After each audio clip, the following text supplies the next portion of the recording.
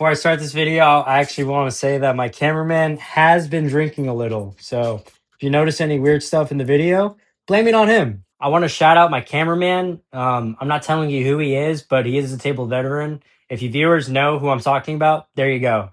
Let's get into the prices. Now, starting off, we bought 1 pound of boneless, skinless chicken breast at Tom Thumb for $2.97 per pound. So there's your price. Next up, we had Asiago rolls, 75 cents a piece. So for two sandwiches, that's $1.50 together. Barbecue sauce, we're using half a bottle from Kroger for 90 cents for the half. Getting into seasonings now, we have salt, pepper, garlic powder, onion powder, cayenne pepper, and paprika. And then all together, we're adding that with onions and pickles and Worcestershire sauce. Altogether, that'll be 50 cents in total. I will give you a tip for people who are learning how to cook. Go easy on the cayenne pepper and go easy on the garlic powder. Those two, if you add a little too much, they can completely change the flavor profile of the meals. Therefore, you won't have the best meal in your mind. Yeah, let's get into it. So let's start off with seasoning the chicken. Before I start, I just want to say I'm kind of guessing these seasonings. So you don't need to ask in the comments, was that a teaspoon or quarter teaspoon? No, this is simply eyeballing and looking at the color of the chicken. When I season foods, I make sure that it just looks good before I even start cooking it. The first seasoning I use is Worcestershire sauce. I only use a little because it's not a steak. You don't want to douse it and drown it in Worcestershire sauce. If you're cooking for one person, just use one chicken breast. I mean, enough said. Next up, I like to go salt and pepper first before I go into the other seasonings. So I'll go in salt first. Just get a nice layer of salt over each one, just so that you can see salt all around it. Okay, after you wipe off a lot of the pepper that you accidentally threw on there, next you can go with the other stuff. I like to start off with onion powder first. So I like to shake it as I season it so that you can watch it cover it fully. There you go. That's enough. Next up, garlic powder. Or when I shake it onto the chicken, I want to make sure I'm going slow. And you want less garlic powder than you do onion powder. Because like I said before, taste is immense. So there's been times where I put too much garlic powder, and let's just say the dog ate extra that night. Next up, paprika. I'm looking at the color when I do it. You can shake it or you can tap it. Either way, as long as you just get a good color all around, this is taking a while. Editor, speed this up. I'm on it. I'm going light on paprika right now and cayenne pepper, and that's because I don't want to go overboard right now. I don't want to make it a spicy barbecue. You guys can if you want. You can experiment with seasonings, but this is my go-to seasoning for almost any meal. Next up, cayenne pepper. You want to do less than what you did for paprika. That's because it tends to be more spicier for the most part. Next step you want to do with the seasoning, rub your meat. So we're just going to rub it in. My cameraman needs to get fired. If you guys want to comment down below if you want to replace my cameraman. He's not getting paid yet. So now after you rubbed it, we will flip over the chicken. Wash your hands. This is a PSA. Do not get salmonella because you decided I didn't need to wash my hands after flipping it once. Bullshit. Oh yeah. Wash your hands. Walk over there and wash your fucking hands. Thank you, cameraman. All right, guys, back to it. It's just the same process. You can go a little more, a little less. If you decided you didn't put enough paprika on the first side, that's all right. Don't stress. Since I did drown my chicken in pepper, I will go a little less on this side. There you go. Next up, onion powder. Or in this video, I'm using a $13 crock pot or a slow cooker I found on Walmart. I will link that in below. I recommend that for anybody who's going to college or the military. It's just a great use for a single to two person meal, and it's always come out great. Every meal I've made or that my father and I have made, it always comes out great. Next up, garlic powder. Just a little bit less than the onion powder, remember, guys. Next up, paprika, cayenne pepper.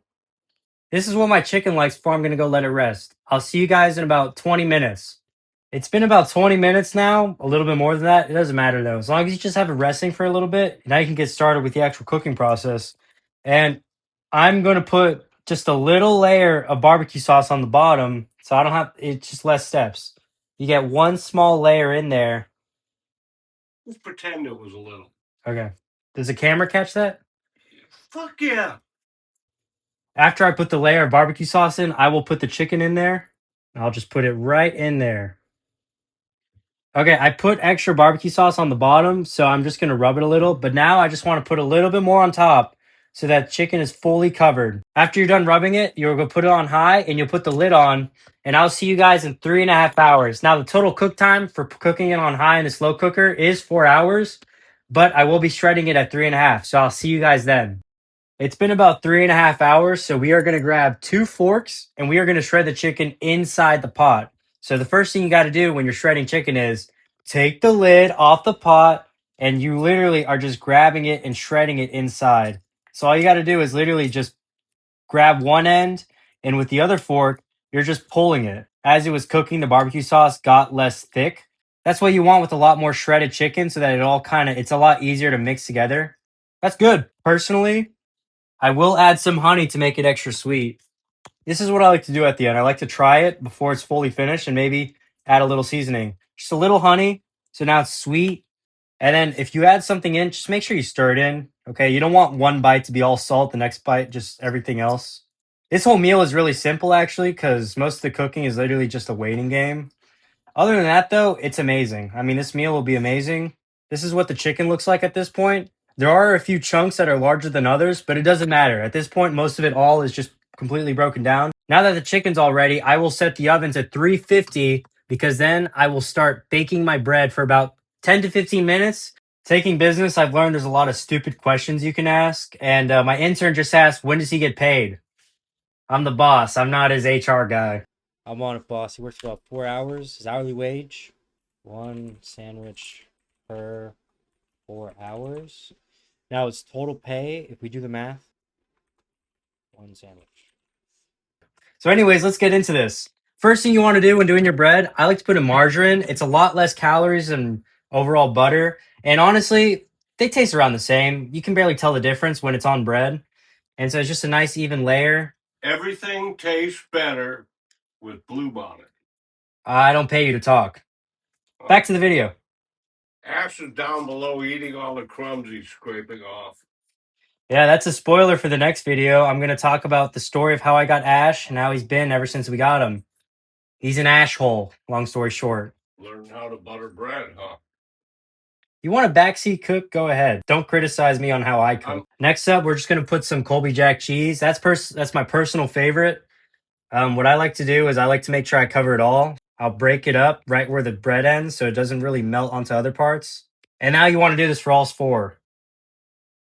I forgot to mention the margarine and the cheese at the beginning of the video, but just letting you know, guys, it's not that expensive. You pick both those up at Walmart, Tom Thumb, any place you feel that's necessary to pick those stuff up. All right, the last part, I'm just going to break these up into four. So I'm going to do kind of cubes since there's 4 pieces of bread. So when that's ready, I'll put it in for about 10 minutes, and then I'll be back when the chicken's officially done so we can get assembling. The bread should be ready by now, so let's just go ahead and see if I gambled correctly. Now, I will transfer the pieces of bread over to the paper plates first, and then I'll just move the pan or the big pizza pan over so I have more space to work with. Make sure to turn off the oven, guys. All right, now that the chicken, I think it's about ready. You know, the bread's ready. It's been cooking extra time. I'm just going to turn it off so far, and then I will use a fork to scoop on the chicken on the bread. And the reason why is because you don't want so much sauce. You know, this is a sandwich. It's not a sloppy Joe. Now, while this was cooking and the bread was being baked, I chopped up some onions and I also grabbed some pickles. In small increments, just slowly put on some chicken onto the bread. All right, guys, I put about as much chicken as I thought it should on both sandwiches. Now, time to add on the onions and pickles. My intern did not approve of me adding a whole jar of pickles to each sandwich. Let me know if you guys want to see that happen. I'll probably do that when he's out of town so that he can't judge me. Yeah, that's about it for the pickles and the onions and ready to serve. Just make sure to close the sandwich. I want to thank my HR department, my editor, and my intern for helping me make this video. Here is a list of all the items I use and the prices to their respective item.